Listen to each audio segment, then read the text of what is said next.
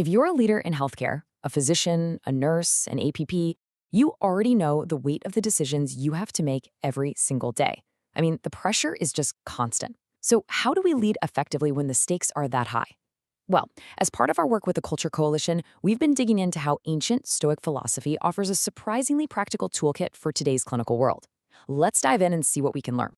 This phrase right here, it's such a simple but powerful place to start. In the high-stakes environment of a hospital or a surgical center, you know that fear is always there in the background. Fear of a bad outcome, fear of making the wrong call, or just the fear of letting your team down.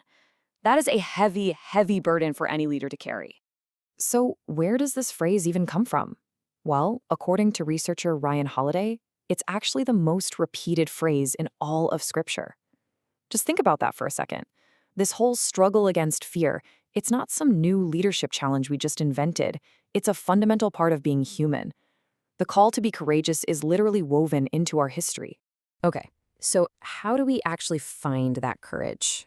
That's where we're going to look at Stoicism. And not as some old dusty philosophy book, but as a really practical, actionable framework. Think of it as a toolkit that's specifically designed for navigating the intense pressures of healthcare leadership. All right, so this framework is built on 4 core virtues that are all interconnected. Ryan Holiday has explored these in depth in his work. Today, we're really going to focus on the first 3: courage, discipline, and justice. Together, they create a kind of compass that can guide your leadership. Let's start with the first virtue, courage. Now, in a clinical setting, we're not talking about physical bravery, right? This is about a different and, honestly, a much more difficult kind of courage.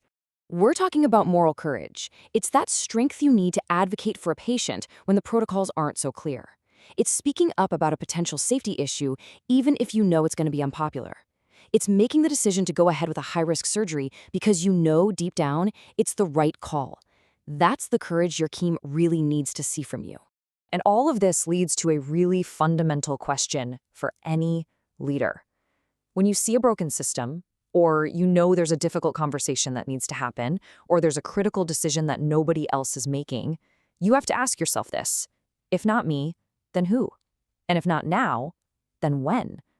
Because as the leader, that responsibility, it's yours. Okay, but courage by itself isn't enough. It can actually be a little reckless if it's not paired with the second virtue, discipline. And discipline here isn't about some rigid top-down authority.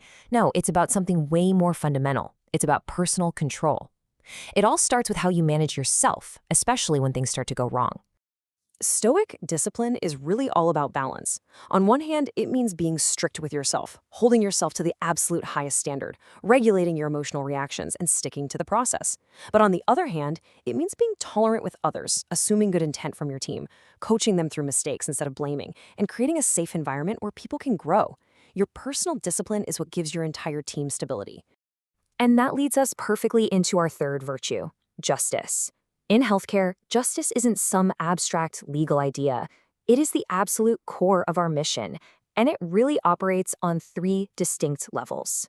First, it starts with the me. This is all about your personal integrity. It's your unwavering commitment to your own values. Are you doing the right thing for the right reason, even when nobody is watching? This right here is the foundation of trustworthy leadership. And from there, justice naturally expands out to the we. This is about creating fairness and psychological safety within your team. It means making sure resources are distributed equitably, that every single voice gets heard, and that you treat every colleague with respect. It's about building a just environment for everyone you work with. And finally, we get to the ultimate purpose, the whole point of it all, the all. Every decision, every action, every single process has to serve the unwavering best interest of the patient.